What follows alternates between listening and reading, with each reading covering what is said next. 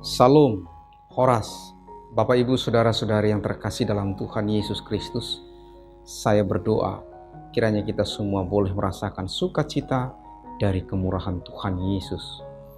Dari khotbah kita hari ini, ada 3 hal perlu kita perhatikan, yaitu 1. Firman Tuhan yang disampaikan Yunus diterima orang Ninive. Mungkin di zaman ini, banyak orang tidak suka lagi menerima nasihat. Padahal nasihat itu menjadi cahaya dan penuntun hidup kita. Ada yang mengira bahwa nasihat dan teguran hanyalah suatu cara mengumbar kesalahan dan usaha mempermalukan. Padahal orang yang tidak mau menerima nasihat sangat rentan mengalami keburukan dan penyesalan. Karena itu, agar kita semua suka menerima nasihat, terlebih dari firman Tuhan. Sebagaimana pada khotbah kita tentang orang Ninive menerima firman Tuhan lalu bertobat. Ninive, sebuah kota besar yang mengagumkan dan luasnya 3 hari perjalanan.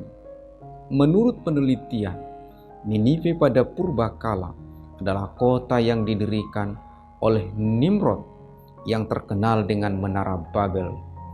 Boleh kita bandingkan dengan kitab Kejadian 10 ayat 8-12. Sehingga bahwa orang Ninive adalah memang berdosa dan bertolak belakang dari Tuhan, sebab mereka memiliki sesembahan selain Tuhan.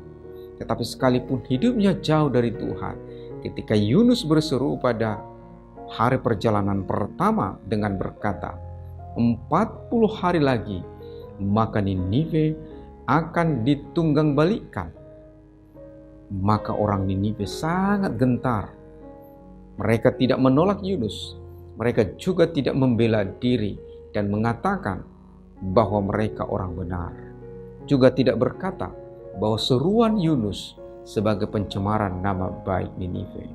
Sebaliknya, justru orang Ninive menjadi percaya kepada Allah dan mereka pun menerima firman Tuhan yang disampaikan Yunus, lalu melakukan pertobatan massal. Dengan demikian, mereka semua selamat dari hukuman Tuhan. Karena itu, Allah bersikukuh untuk mengutus Yunus kedua kali memberitakan pertobatan kepada orang Ninive. Mengapa? Karena Allah kita adalah Tuhan yang bermurah hati kepada semua orang. Tuhan tidak hanya mengasihi umat Israel, tetapi mengasihi semua orang, semua bangsa di muka bumi ini. Sebab semua manusia adalah ciptaannya dan milik kepunyaannya. Boleh kita bandingkan pasal 4 ayat 2. Sama seperti kita mencintai dan menyayangi anak kita, keluarga kita, milik kita, harta kita, dan Tuhan pun sayang kepada semua orang. Yang kedua, pertobatan. Bagaimanakah kita mengartikan bertobat? Bertobat adalah berubah, meninggalkan kejahatan, dosa, lalu percaya kepada Tuhan Yesus dan dilanjuti dengan berbuat baik. Sehingga bertobat tidak boleh hanya berhenti berbuat jahat dan dosa, tetapi juga harus berlanjut dengan berbuat baik. Oleh karena itu, bertobat tidak sedang dalam posisi netral, yaitu berhenti berbuat jahat dan tidak berbuat baik pula. Tidak demikian. Itu sama dengan tidak berbuat apa-apa. Itu sama juga dengan pada titik nol. Tetapi kita, jika sudah bertobat, kita harus berbuat. Sekiranya kita mengatakan telah bertobat dari mabuk-mabukan misalnya, lalu kemudian tidur-tidur atau berdiam diri saja, ini bukan bertobat. Atau berhenti melakukan kekerasan kepada istri, anak, itu belum cukup, tetapi harus dilanjuti dengan berbuat baik, sayang kepada anak dan istri. Atau berhenti berkata kasar kepada orang tua, harus juga dilanjuti hormat kepada orang tua.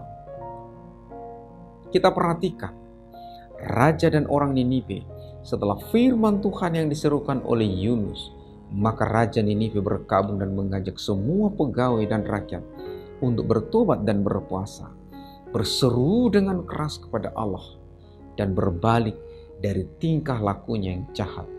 Bahkan ternak pun tidak boleh makan rumput dan minum.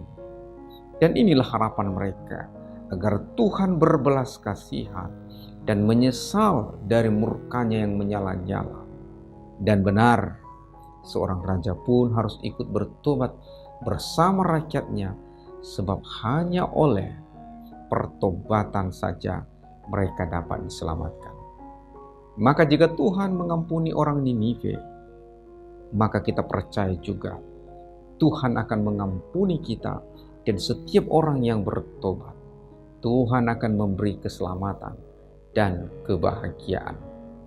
Bagian yang ketiga, Allah melihat perbuatan manusia. Pada ayat 10 dikatakan, ketika Allah melihat perbuatan mereka itu, yakni bagaimana mereka berbalik dari tingkah lakunya yang jahat, maka menyesallah Allah karena malapetaka yang telah dirancangkannya terhadap mereka, dan ia pun tidak jadi melakukannya. Sungguh suatu sukacita yang sangat besar bagi orang Ninive yang berpenduduk 120.000 orang.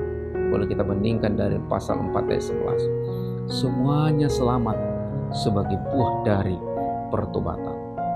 Bisakah kita membayangkan betapa pedihnya bila 120.000 orang mati dalam satu waktu atas murka Tuhan? Suatu kesedihan besar tentunya bila hal itu terjadi. Tetapi akhirnya mereka semua selamat, sehat, bahagia. Inilah bukti kemurahan Tuhan kepada umat manusia. Allah lebih melihat penyesalan, pertobatan, dan perbuatan baik ketimbang atau daripada kejahatan dan dosa yang pernah kita lakukan. Tuhan juga tidak menimbang berat atau besarnya dosa dengan perbuatan baik, tetapi satu perbuatan pertobatan dapat menyelamatkan kita dari segala dosa dan kejahatan. Oleh karena itu, kita percaya bahwa Tuhan tidak mempersoalkan lagi siapa dan bagaimana latar belakang kelamnya hidup kita di masa lalu. Tetapi yang menjadi persoalan adalah siapa kita hari ini dan waktu yang akan datang. Tuhan tidak lagi mempersoalkan apakah kemarin kita seorang si jahat, si malas, si kasar, si bandal, atau suka melawan. Jika hari ini dan besok lalu seterusnya kita menjadi orang bertobat dan orang yang berbuat baik. Inilah kemurahan Allah yang menghidupkan dan menguatkan kita. Maka bagi setiap orang selalu ada kesempatan kedua atas kemurahan Tuhan, atas kasih sayang Tuhan. Karena itu, janganlah kita takut, jangan bimbang. Datanglah kepadanya, sebab Tuhan adalah Maha Pengampun dan Maha Kasih. Dia menunggu kita bagaikan orang tua yang menunggu anaknya yang hilang, sebagaimana ditulis dan kita boleh bandingkan dalam Lukas 15 ayat 11 sampai dengan 32. Karena itu, berbahagialah setiap orang yang bertobat. Tuhan memberkati Bapak, Ibu, saudara-saudari sekalian. Amin.